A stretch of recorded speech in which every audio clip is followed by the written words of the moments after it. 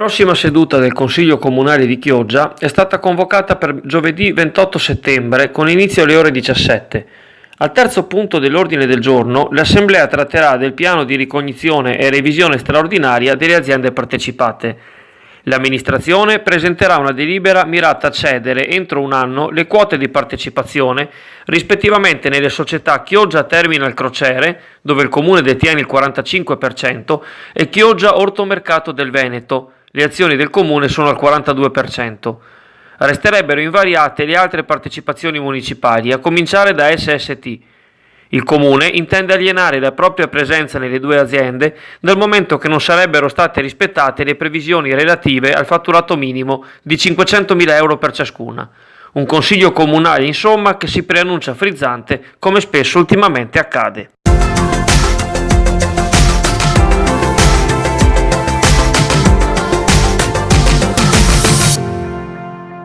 Continua l'emergenza bricole in laguna e nei canali della città. Sempre più spesso ormai i tronchi deteriorati si staccano dall'ormeggio e vanno alla deriva, mettendo a rischio la navigazione professionale e quella da diporto. Gli ultimi due casi, ma non sono certamente gli ultimi, vengono segnalati nell'Usenzo, tra lo spazio acqueo antistante l'oratorio salesiano e il ponte Cavanis, dove un sostegno di grandi dimensioni vaga senza controllo, e nel breve tratto fra l'isola dell'Unione e i cantieri di via Canali. Là i 2/3 di una bricola si stanno pericolosamente staccando da quella centrale, sono già in posizione obliqua e pronti a galleggiare da soli se nessuno interviene per tempo. Di recente molti incontri anche fra l'amministrazione comunale e il provveditorato alle opere pubbliche hanno affrontato la faccenda, ma interventi concreti ancora non se ne vedono.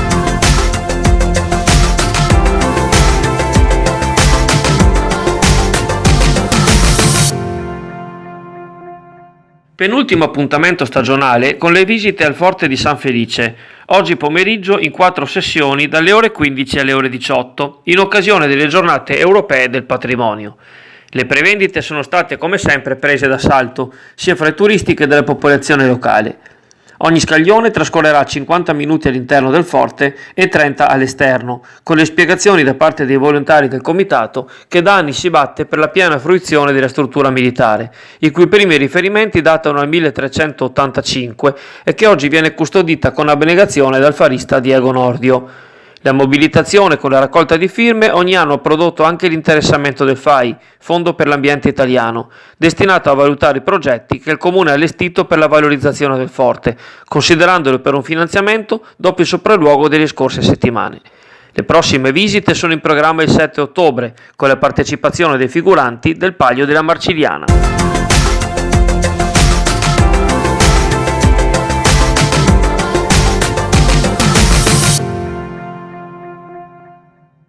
Seconda ondata di proiezioni per il film di animazione Cars 3, oggi e domani al Cinema Don Bosco di Chioggia. La saga, indirizzata ai più giovani, sarà proiettata 4 volte in 2 giorni, oggi alle ore 16 e alle ore 21, domani alle ore 15 e alle 17:30. Gli appassionati delle vetture vivranno sullo schermo le evoluzioni del campione Saetta McQueen e dei suoi rivali sempre più agguerriti. La pellicola prodotta da Disney e Pixar dura 109 minuti. Il prossimo weekend ancora spazio ai bambini con Cattivissimo Me 3.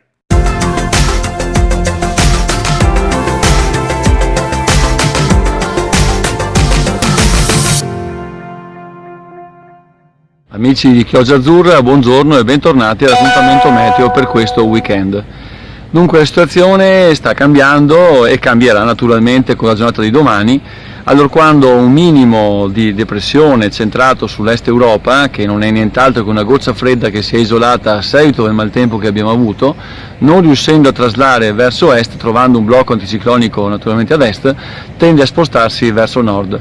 Seppur molto debole, sarà in grado di rovinare parzialmente la domenica a molti di noi. La situazione è in cambiamento già dalla mattinata di domani verso il pomeriggio e naturalmente congloberà un piccolo maltempo almeno fino a lunedì mattina. Questo non vuol dire che avremo pioggia 24 ore su 24, ma si tratterà di una fase piuttosto instabile, dunque avremo degli spazi soleggiati, degli annuvolamenti anche compatti, seguiti sicuramente a qualche rovescio, qualche temporale, e da qualche parte sicuramente saranno anche intensi.